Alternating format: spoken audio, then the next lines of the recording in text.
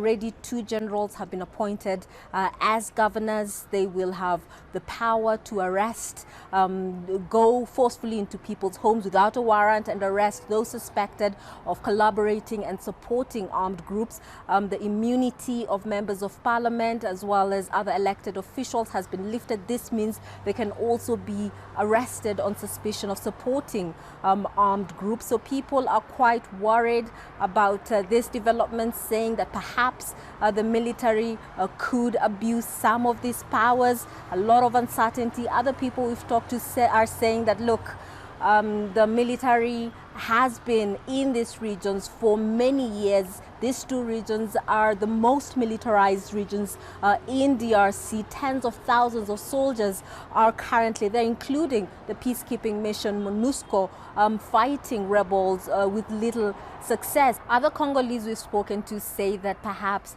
this is a radical solution that is needed. The president seems eager to solve a problem that his predecessors failed to. There are more than 100 armed groups in eastern DRC. They've been carrying out a series of killings over the years. Thousands of civilians have been killed. Many more have been displaced. They're refugees in neighboring countries like Uganda.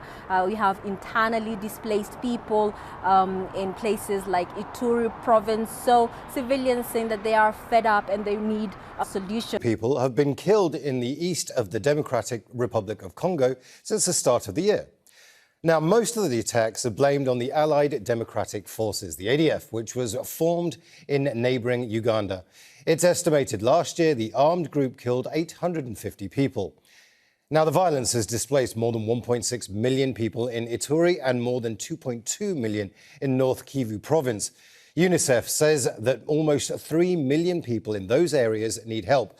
But an appeal for nearly $390 million in emergency funding hasn't even raised $80 million, less than a fifth of what it asked for. One of the things I don't really understand about this new move, and we'll come to the state of siege in just a moment, is who are the ADF and what are they fighting for? I mean, the ADF is a Ugandan rebel group. They've been in the DRC since the late 90s. They have claims that is really around governance in Uganda. They believe that they are prosecuted. They have other claims where they are speaking from a perspective of bringing Islam into space. I look at actually the fact on the ground. I wouldn't give it much power, but I think that the state of siege is beyond ADF. It's mainly around the multiple rebel groups that's in the region. Beyond the ADF, you have other militia groups that's there, and the Congolese president felt that this is the appropriate time to declare so.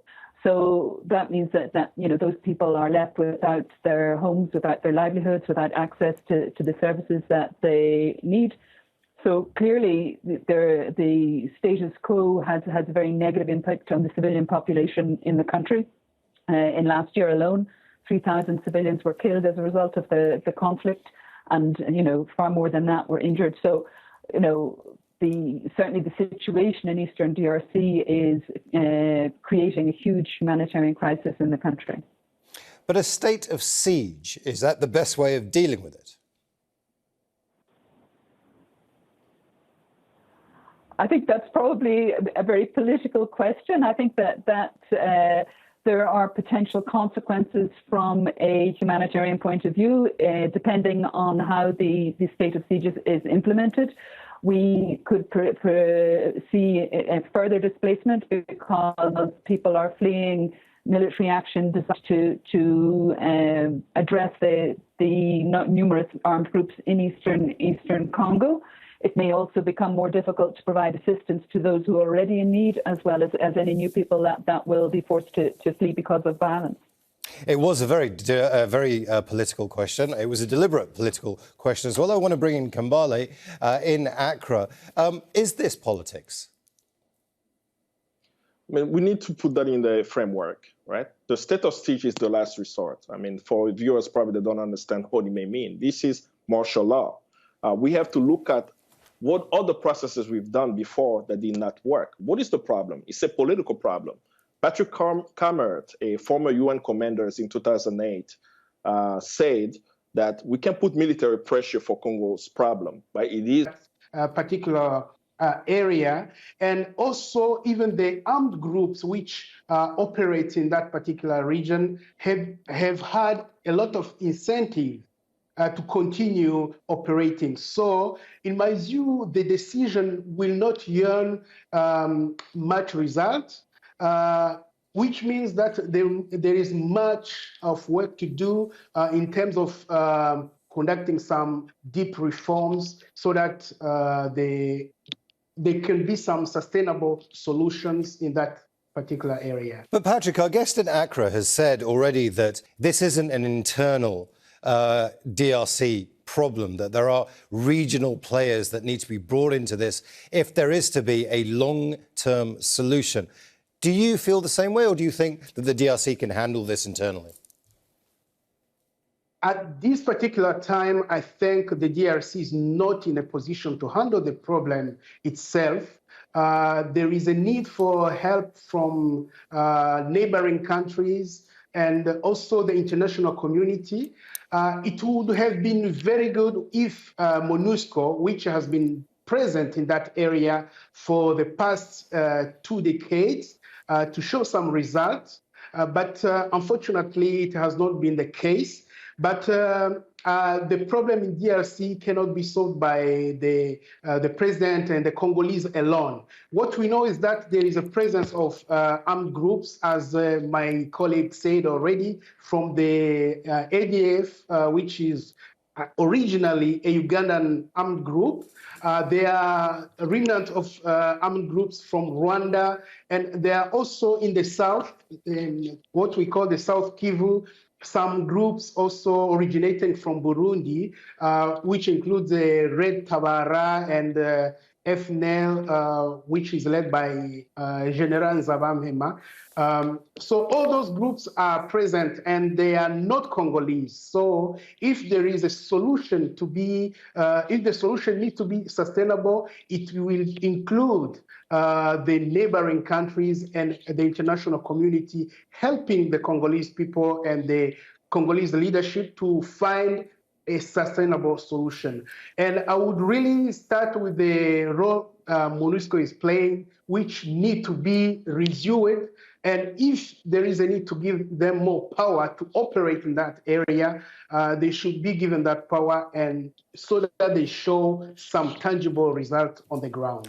Niamh, in Masisi, the United Nations peacekeeping force that was just mentioned, MONUSCO, has been there for 2 decades, and still we're at this position where there's a state of siege. Now, is there any way that the United Nations or any international organisation without a political solution can help the humanitarian crisis that's unfolding? Or is it politics first, then humanitarian? I think, it is undoubtedly a chronic crisis. It's been going on, as we said, for more than 20 years. I think that humanitarian response is very much addressing the causes and the results of the conflict, but it doesn't address the roots of the conflict. So that does need a political solution to be found within 30 days. But Niamh, what do you need in order to be able to provide a humanitarian solution? What are your needs right now?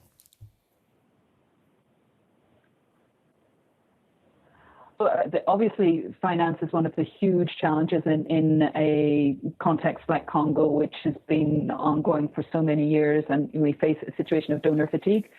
So currently, when we're already 4 months into the year, the humanitarian response plan for the annual appeal for Congo is funded only at 8%. So that is a really critical issue for all humanitarian actors here. We're seeing between 1 and 2 alerts a week of new displacements. The 2 sites of IDPs this morning that I visited have had more than 600 families arrive in the last month, and almost no assistance arriving. So all of the humanitarian actors are stretched very thinly. People are having to reduce staff, reduce presence on the ground at the same time as we are seeing that the needs are increasing. Currently, it's estimated that 27 million people across Congo, which is it's an unimaginable number, but 27 million people across Congo are at risk of being food insecure enough to eat this year. So, the needs are enormous and the resources aren't there to meet them. Patrick, in Cape Town, how much of that is being blamed on the Congolese government? How much of what Niamh has just said, people who are displaced, they have food insecurity, they can't eat, how much of that is actually being blamed on the Congolese government's failings rather than the insurgency, the armed groups that are operating? Actually, the first problem when you look at the situation in Congo is that there is a very disconnection between the central government and what is going on in the eastern part of DRC.